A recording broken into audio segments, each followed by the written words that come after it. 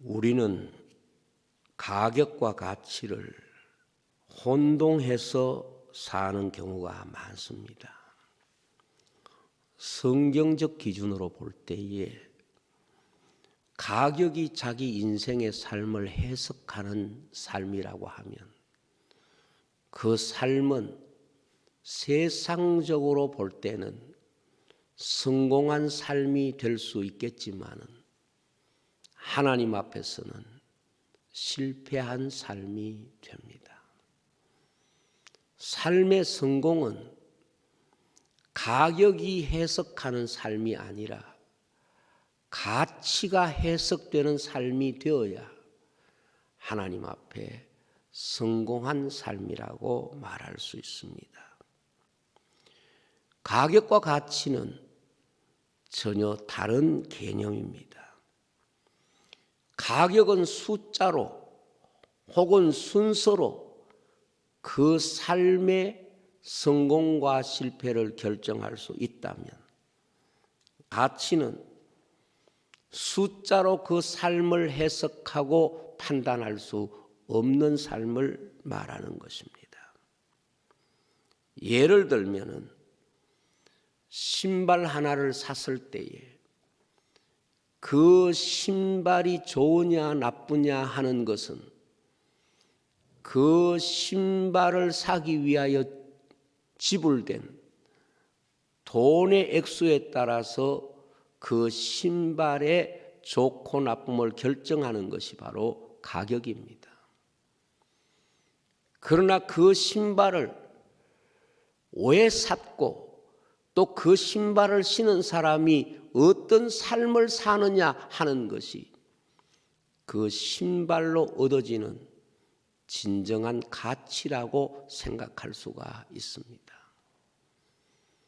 좋은 신발을 신고서 의미 없는 삶이나 혹은 죄를 짓는 삶을 살았다고 하면 가격은 비싼 신발을 신었지만 가치는 없는 신발이 되는 것이고, 비록 가격이 비싸지 않다고 하더라도 그 신발을 신고 우리가 다른 사람을 구했다든지 다른 사람을 섬겼다든지 우리가 성실히 일해서 어떤 결과를 얻었다고 하면 그것은 그 신발을 정말 가치 있게 만드는 것이고 그 신발로 인하여 그 사람의 삶을 가치 있게 만든 것입니다. 우리가 집을 가지고 비교하더라도 좋은 집에 살면서 가족이 서로 다투고 불화하고 있다면 그 집의 가격은 높지만은 그 집의 가치는 높은 집이 될 수가 없습니다. 비록 작은 집에 산다고 할지라도 그 집에 사는 사람이 그 집을 진정으로 행복하게 여기고 그 집에서 서로 사랑하고 돕고 산다면 그 집의 가치가 있다, 그렇게 말할 수 있습니다. 많은 사람들이 이 시대를 살면서 삶의 가격을 높이는 일에 너무 열중하고 있습니다. 그래서 마치 동물들이 서열을 힘으로 결정하듯이 가격이 인생의 삶의 서열인 것처럼 결정하고 판단하는 경우가 참 많이 있습니다. 그러나 가격에 의한 삶이라고 하는 것은 시간이 지나면서 시들어지고 쇠해지고 결국 가격에 의한 삶은 다 이뤄지는 삶의 구조일 수밖에 없습니다. 그러나 가치를 이루는 삶은 그 당시에는 잘 모르지만 그 삶이 시간이 지날수록 점점 더 소중한 삶이 되고 점점 더 가치 있는 사람으로 만들어가는 것입니다. 우리가 세상을 살면서 항상 기억해야 될 것은 내 삶을 가격의 개념에서 살고 있는지, 가치의 개념에서 내 삶을 살고 있는지를 늘 생각하고 판단하고 분별해야 합니다. 사람들은 흔히 나는 가치의 삶을 산다고 생각하고 있지만, 그러나 우리가 성경을 통해서 보는 바와 같이 사람들의 일반적인 삶의 가장 보편적 방향성은 가격에 의한 삶에 성공하기 위하여 몸부림치고 있다고 하는 것을 알 수가 있습니다. 사람에게 있어서 하나님이 보시는 삶의 진정한 기준은 삶의 가치를 아는 데 있습니다. 그런데 우리가 세상을 살면서 항상 느끼게 되는 것이 무엇인고 하면, 하나님은 가격보다 가치의 삶에 중요한 기준을 두셨기 때문에 정말 가치 있는 것은 이 세상에 흔하게 주셨습니다. 가격은 흔할수록 떨어질 수밖에 없지만 가치는 흔하다는 것이 얼마나 놀라운 축복의 요소가 되는지 모릅니다. 우리가 공익광고에서 물에 대한 공익광고를 들은 적이 있습니다. 물을 대신할 수 있는 것은 물밖에 없다 하는 공익광고입니다. 그 광고의 내면이 무엇입니까? 물이 점점 적어지고 우리가 지금 사용하는 물이 흔하지만은 언젠가 물이 떨어지게 되면 물의 가격이 올라갈 것이고, 물의 가격이 올라갈 때에 인생은 물의 가치는 잃어버리게 될 것이다. 우리에게 풍성한 물이 있을 때에 물의 가치를 스스로 지킬 줄 알아야 이 물을 가격에게 빼앗기지 않을 것이다. 이것을 우리에게 깨우쳐주는 광고인 것입니다. 사람이 이 광고에 공감을 얻을 수 있는 이유는 대개 사람들이 가격에 의해서 그 가치가 결정되는 상황이 올 때에 우리는 풍성할 때 그 가치를 몰랐구나, 풍성할 때 그 가치를 우리가 알지 못하고 살았구나 하는 것을 후회하게 되고 깨닫게 되기 때문에 그렇습니다. 오늘 우리가 하나님 주신 풍성한 삶에서 그 안에 감춰놓은 하나님 주신 참된 가치를 발견하지 못하면 결국 인생은 그 가치 대신에 가격에 의해서 그것이 해석되어지는 이런 삶을 살아가게 된다 하는 것입니다.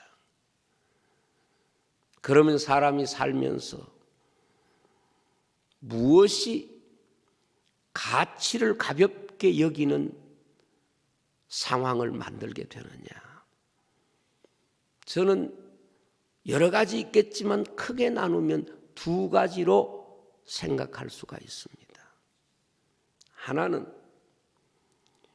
많기 때문에 그것을 귀한 줄 모르고 가볍게 여기는 것입니다. 정말 물을 구하기 어려운 환경에 사는 사람은 물은 생명과 연결되어 생각하기 때문에 소중히 여길 수밖에 없습니다. 우리가 성경에서 다윗이 전쟁 중에서 목말라 갈증이 심할 때에 세 용사가 베들레헴 우물가에 다윗의 우물에서 물을 길러서 다윗에게 갖다 드렸을 때 다윗은 그 물을 보고 이것은 물이 아니라 용사들의 피라 그렇게 말했습니다. 늘 흔하게 됐던 그 우물물도 내가 구하지 못할 때는 그것이 피처럼 소중해지는 것입니다. 마찬가지입니다. 우리는 하나님 주신 풍성함 속에서 그 풍성함이 주시는 축복과 은혜를 누리지 못하면, 그 가치를 발견하지 못하면 다 잃어버리고 난 뒤에 결국 가격에 의해서 그 가치를 발견하게 되는 이런 어리석음에 빠질 수가 있는 것입니다. 이런 일들이 우리 인류의 삶에 너무도 많이 있고, 하나님 주신 그 풍성한 은혜의 가치를 발견하지 못하면 결국 다 잃어버리고 가격에 의해서 그것이 우리에게 주어질 수밖에 없는 상황이 되고, 그것이 인간을 언제나 불행하게 만든 것입니다. 그리고 사람이 가볍게 여기는 이유는 반복에서 오는 것입니다. 무엇이든지 반복하는 것은 다음에 기회가 있지라는 생각 때문에 소중히 여기는 마음이 약해지기 쉽습니다. 그러나 단 한 번 혹은 마지막 기회라고 생각하면 우리는 절대로 가볍게 생각할 수가 없습니다. 사람이 자기 가까운 사람들이 소중함에도 불구하고 가볍게 대하는 이유는 반복에서 오는 아마 교육적 효과가 있기 때문이 아닌가 싶어요. 그러나 우리가 곰곰하게 생각해 보면 정말 소중한 것은 반복을 통해서만 얻어지는 것입니다. 우리의 삶에 소중한 것이 반복을 통하여 주어지지 않는 것이 없습니다. 그래서 반복을 포기하게 되면 우리는 내 삶이 가지고 있고 내가 가지고 있는 능력과 지식과 모든 것들이 다 사라진 인생이 될 것입니다. 사람이 살면서 내가 실제로 내 것이라고 소유할 수 있는 것들을 보면 항상 반복을 통하여 우리에게 주어진 것이고 반복을 통하여 우리가 얻은 것들입니다. 그래서 사람이 살면서 생존에 절대 필요한 것은 하나님께서 풍성히 주셔서 누구든지 자기의 능력으로 그것을 얻을 수 있게 하셨고, 삶에 진정 필요한 것은 반복을 통하여 그것을 습득하고 그것을 얻을 수 있는 능력을 갖게 하고 그것을 또한 가지고 사용할 수 있는 방법을 터득하게 하신 것입니다. 만약에 우리 인생에게 있어서 하나님이 풍성히 주시지 않으면 인생의 삶이 이루어질 수 없는 것들이 대부분입니다. 예를 들면 우리가 호흡하는 공기, 그리고 우리가 마시는 물, 우리가 먹는 음식, 그리고 우리가 살아가는 삶에 필요한 연료들, 이러한 것들은 특별한 능력이 있어야 구할 수 있는 게 아닙니다. 누구든지 부지런하고 누구든지 성실하고 누구든지 땀 흘리고 노력하면 하나님은 자신의 생명과 삶을 지킬 수 있도록 풍성하게 허락해 주신 것입니다. 뿐만 아니고 우리 사람의 육체도 이 땅에 가장 많고 가장 흔한 흙으로 사람의 몸을 만드셨습니다. 그렇다고 해서 사람의 생명이 흙으로 만들어졌다고 해서 가치 없는 것이냐? 그렇지 않습니다. 사람이 돈 주고 사지 않는다고 해서 공기가 가치 없는 것이냐? 사람이 쉽게 얻을 수 있다고 해서 물이 가치 없는 것이냐? 그렇지 않습니다. 하나님은 많은 것을 주시면서 그것을 주신 분을 발견하고 그것을 주신 분에게 감사하고 살 때에 그것에 대한 가치를 찾고 발견할 수 있도록 은혜를 주셨습니다.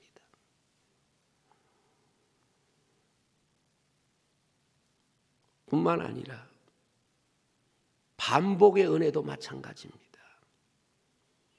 하루아침에 성숙되는 게 없습니다. 하루아침에 생명이 완성되는 것은 아무것도 없습니다. 누구나 다 유약하게 태어나고 누구나 다 무능하게 태어나지만 우리가 가지고 있는 모든 것은 다 반복을 통하여 우리에게 주어진 것입니다. 그 반복을 통하여 더 성실한 사람은 동일한 조건 속에서 더 유능해지고 더 많이 알게 되고 더 많은 일을 할 수가 있는 것입니다. 많은 것과 반복은 어찌 보면 사람들이 소중함을 발견하기 가장 어려운 환경을 갖고 있습니다. 그래서 사람들은 많다고 생각할 때에 그 많음이 저절로 우리에게 주어진 것이라고 생각하는 경향이 있고 반복은 항상 우리에게 주어진 기회라고 생각하는데 그렇지 않습니다. 많음이 우리에게 하나님의 은혜로 결정되고 하나님의 은혜로 우리 마음에 깨달아질 때에 많음은 은혜의 분량이 되는 것입니다. 은혜의 통로가 되는 것입니다. 반복도 하나님께서 우리에게 주신 은혜로 경험될 때 은사가 되고 충성이 되고 이 반복을 통하여 하나님의 거룩한 일에 열매가 되고 서임이 되는 것입니다. 이 많음과 반복이 무엇일까요? 그것이 바로 복음입니다. 복음은 가장 풍성한 것입니다. 그리고 복음은 가장 반복적인 것입니다. 예수님 당시 보더라도 누구나 예수님을 만날 수 있습니다. 세상의 어떤 사람도 주님을 만날 수 있었습니다. 심지어 사람을 접촉할 수 없는 병자도 사람들이 만나주지 않던 사마리아와 세리들까지도 주님은 만나주셨습니다. 이 세상 어떤 분보다도 누구나 만나실 수 있는 분으로 주님이 오셨고 그렇게 사셨습니다. 이 일로 인해서 사람들은 예수님을 멸시하고 조롱했습니다. 예수님이 삭개오의 집에 들어갈 때에 제가 죄인의 집에 들어갔다 그렇게 조롱을 했습니다. 그러나 예수님이 이렇게 모든 사람을 다 만나주시는 그 진정한 의미를 깨닫는 사람은 복음이 가지고 있는 놀라운 하나님의 사랑의 은혜와 큼을 인식하게 되는 것입니다. 뿐만 아니라 예수님의 제자들을 보면 누구나 만날 수 있는 사람입니다. 누구도 예수님의 제자들을 보면 나도 예수 그리스도의 제자로 주님을 따를 수 있다 그렇게 생각할 수 있습니다.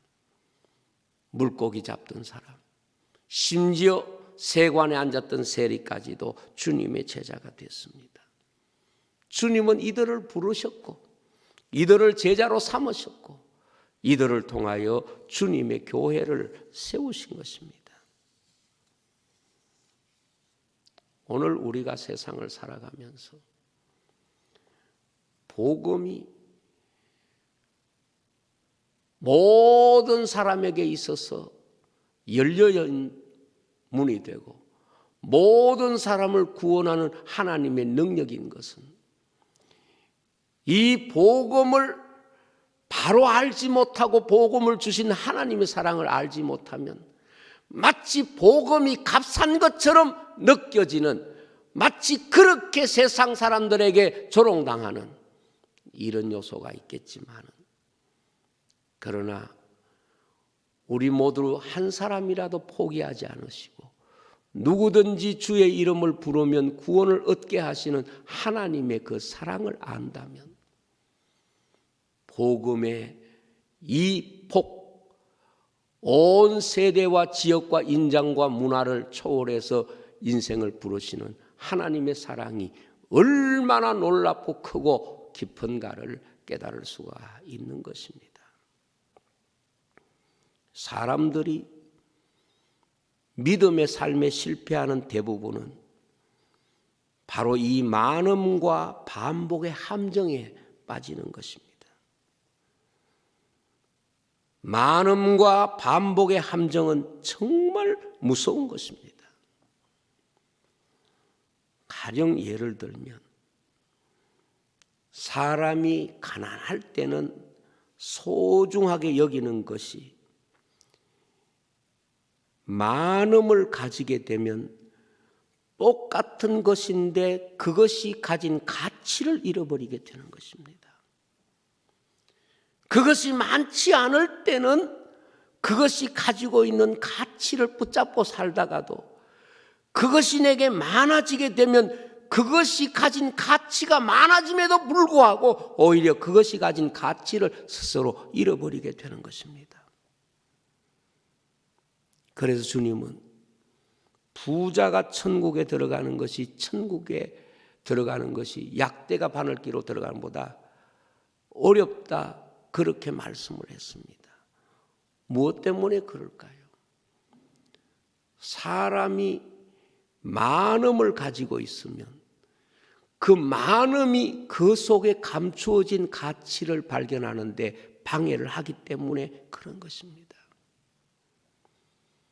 주의 십자가가 누구든지에게 복음이 될 때의 사람들은 그 속에 감춰진 가치를 발견하지 못하면 오히려 그 많음이 하나님의 은혜를 경험하는 방식이 아니라 오히려 하나님의 은혜를 가볍게 여기는 마음으로 변질되기 때문에 그렇습니다. 반복의 함정도 마찬가지입니다. 우리는 반복을 통하여 성숙해 가는데 반복이 권태에 빠지면 이 사람은 반복을 통하여 하나님이 주시는 것들을 누리지 못하고 반복이 주는 축복을 알지 못한 채 오히려 일상의 축복을 쉽게 버리고 복된 삶을 저버리는 것입니다. 이스라엘 백성이 애굽에서 나와서 하나님이 그들에게 주신 두 가지 특별한 이스라엘 백성들만이 누리는 은혜가 있습니다. 하나는 하나님의 말씀이고 하나는 하늘에서 내리는 만나입니다. 하나님의 말씀은 그들에게 있어서 하나님의 성막으로 언제나 그들 곁에 있었습니다. 그래서 그들은 늘 성막 곁에 그들의 장막을 치고 성막은 항상 그들의 눈앞에 있었습니다. 그리고 만나는 매일같이 아침에 해 뜨기 전에 나가서 거둘 수 있는, 언제나 그들이 쉽게 얻을 수 있는 하나님이 그들에게 주신 양식이었습니다. 그런데 하나님이 항상 그들과 함께 하시는 성막이 그들 가운데 있다 보니까 정작 하나님이 그들과 함께 하고 있다는 의식 자체가 없습니다. 성막이 있을 때에 하나님이 나와 함께 하시다는 것을 깨달으면 성막이 그들에게 있어서 놀라운 하나님의 은혜의 풍성함인데 성막이 항상 그들과 함께 하면서 오히려 그들은 그 성막을 통하여 그들과 함께 하시는 하나님은 잃어버린 것입니다. 이것이 이스라엘 백성들에게 영적인 어둠이 되고 날마다 만나를 거두면서 하나님이 주시는 것을 먹고 마시면서 그것을 주시는 하나님의 은혜를 기억하지 못하니까 애굽에서 먹었던 것을 그리워하고 그리고 그것을 얻기 위하여 얻고 싶은 마음에서 원망하고 불평하다가 그들이 광야에서 죽었던 것을 우리가 잘 알고 있습니다. 만나의 가치라고 하는 것은 고기나 과일이나 채소같이 음식의 어떤 질로서 비교할 수 있는 것이 아니라 하나님이 그들에게 내린 양식이라는 하나님의 은혜를 받아들이는 삶이라고 하는 측면에서 다른 것입니다. 우리가 이 땅을 살아가면서 정말 삶의 가치가 무엇일까요? 좋은 것 먹고 좋은 환경에서 사는 것이 삶의 가치일까요? 아니면 내 삶을 하나님이 책임져 주시고 날마다 우리에게 일용할 양식을 주시는 그 주기도문의 기도문처럼 우리의 먹고 마시고 일상적인 삶이 하나님의 은혜입니다. 그것을 고백하는 것이 훨씬 더 본질적 삶의 가치를 지키는 것입니다. 인생은 하나님이 주시는 가치를 발견하기 전까지는 언제나 가격을 가치로 생각하고 그 가격을 높이기 위해서 자기의 삶을 살려고 몸부림을 칩니다. 왜 주님께서 부자가 천국에 들어가기 어렵다고 말씀했습니까? 가격이 자기 삶의 해석이 되는 인생은 하나님 백성으로 사는 것이 아니라는 것을 가르쳐 주신 것입니다. 우리가 영적으로 볼 때도 마찬가지입니다. 인생이 예수님을 믿는다고 하는 것은 가장 장벽이 없게 하셨습니다. 그래서 오늘도 누구든지 예수 그리스도를 믿는다, 그 이름을 부르는 자는 구원을 얻는다, 이것을 말씀하고 있습니다. 예수 믿는 일에 하나님이 가장 규정을 없앴습니다. 벽을 없앴습니다. 조건을 다 예수 그리스도로 말미암아 없앴습니다. 이것은 하나님의 사랑을 발견하면, 이 풍성한 하나님의 사랑을 발견하면 이 낮춘 모든 것이 하나님이 우리를 품으시는 하나님의 구원의 사랑, 하나님의 사랑의 큼을 인식하는 시간이 되지만은 우리가 인간편에서 십자가를 보면 계속해서 하나님의 사랑을 내가 가지고 있는 조건과 환경을 가지고 해석하려고 하는 것입니다. 우리가 하나님의 은혜 안에 있을 때 가장 조심해야 될 것이 무엇입니까? 그것은 하나님의 사랑이 얼마나 크다고 하는 사실을, 하나님이 우리에게 베푸신 그 사랑의 넓이를 통하여 경험할 수 있어야 하는 것입니다. 그리고 우리가 하나님 앞에 서임 받을 때도, 또 우리가 하나님을 섬길 때도 하나님은 인간이 가지고 있는 어떤 조건이나 상황을 전혀 고려하지 않고 누구든지 주께 충성할 수 있고 섬길 수 있고 어떤 형편에 있든지 주님 앞에 헌신할 수가 있는 것입니다.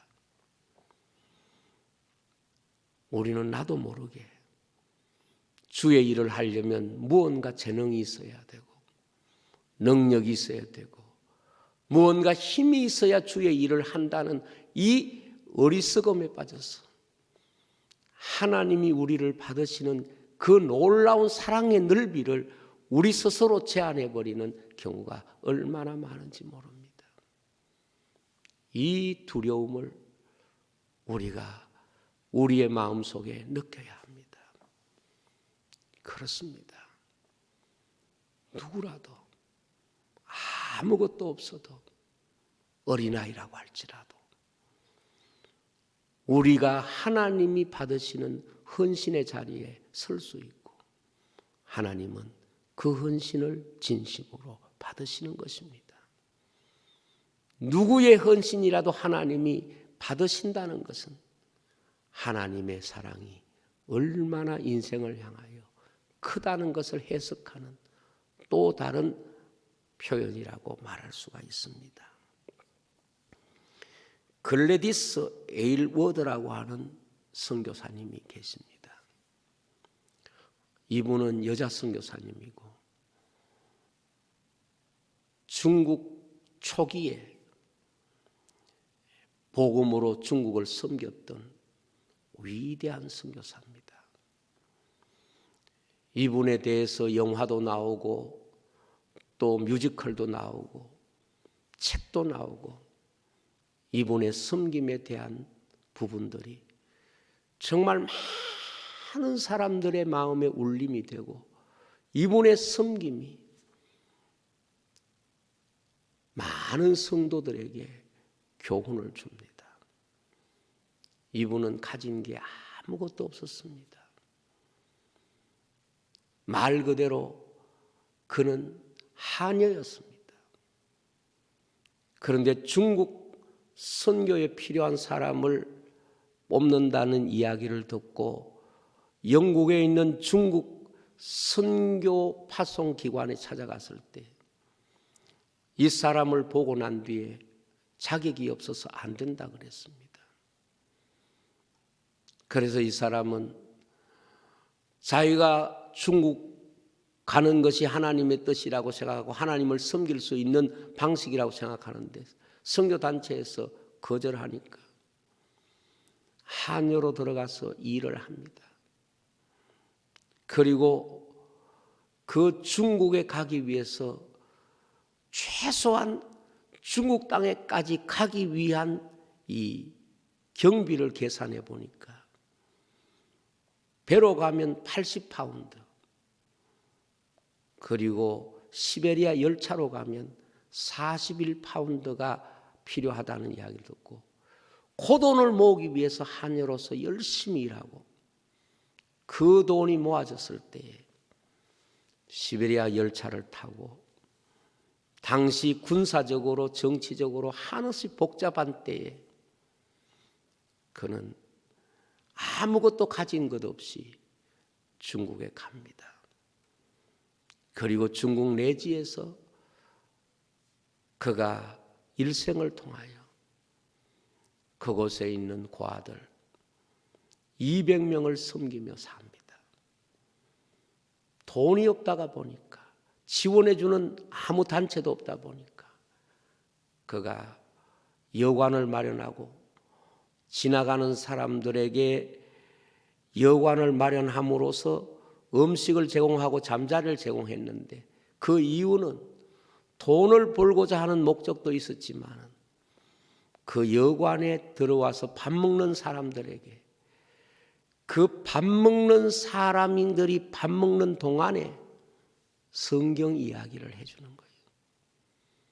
중국 사람들은 이야기 듣는 걸 좋아하기 때문에 그 밥 먹는 시간에 복음을 전가하면서 그들에게 복음을 전했던 것입니다. 여러분, 기독교 역사를 보십시오. 대단한 사람들이 주의 일을 했습니까? 아닙니다. 그야말로 누구든지 가장 자신의 삶에서 일상적인 삶이 낮은 사람도 없는 사람도 주님의 쓰임이 되어서 역사를 바꾼 그런 인물이 된 것을 우리는 압니다. 우리는 지금 코로나19로 인하여 그동안 우리는 많음과 반복 속에 있었던 하나님의 은혜와 축복을 발견하지 못하고 오히려 많음이 하나님의 은혜를 발견하는 하나님의 은혜의 큼을 인식하는 환경이 되지 못하고 그 많음 자체에 우리가 너무 목적을 두는 그런 삶을 살지 않았을까? 그리고 반복이 주는 축복이 우리를 성장시키고 성숙시키지 못하고 오히려 우리 신앙생활에 그 반복의 소중함을 인지하지 못하고 산 삶은 아니었을까? 이런 후회스러움과 또 회개하는 마음을 가지게 되는 것입니다. 하나님께서 우리에게 복음의 풍성함을 주셨고 또 이 복음의 반복을 통하여 하나님 사랑이 얼마나 풍성하고 우리가 이 일을 통하여 하나님의 은혜를 반복하면서 성숙해야 되는 이 하나님의 특별한 은총을 귀히 여기면서 다시 한번 주님의 긍휼하심을 기도해야 할 줄로 믿습니다. 기도하겠습니다. 아버지 하나님 감사합니다. 누구든지 주의 이름을 부르는 자는 구원을 얻으리로다.